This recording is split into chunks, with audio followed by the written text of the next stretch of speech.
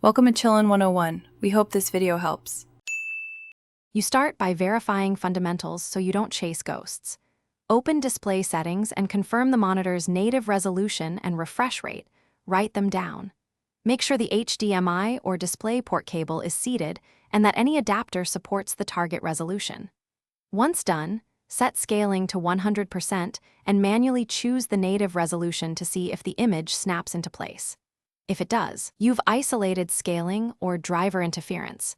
If not, move to driver and GPU controls next. You now dig into the graphics stack because that's where scaling often lives. Update or reinstall the GPU driver using Device Manager or the vendor's updater. A clean install resets bad configs. Next, open the GPU control panel and create a custom resolution if the native option is missing or adjust scaling behavior. Choose Override Desktop Scaling or Disable GPU Scaling, depending on whether the image is cropped or letterboxed. Make changes one at a time and test. Logging each step prevents backtracking and reveals which change fixed it. You finish by eliminating hardware and persistent configuration issues. Swap cables and ports, and if possible, test another monitor. This tells you whether the problem is the screen or the PC. Reset the monitor to factory defaults and check for firmware updates from the manufacturer.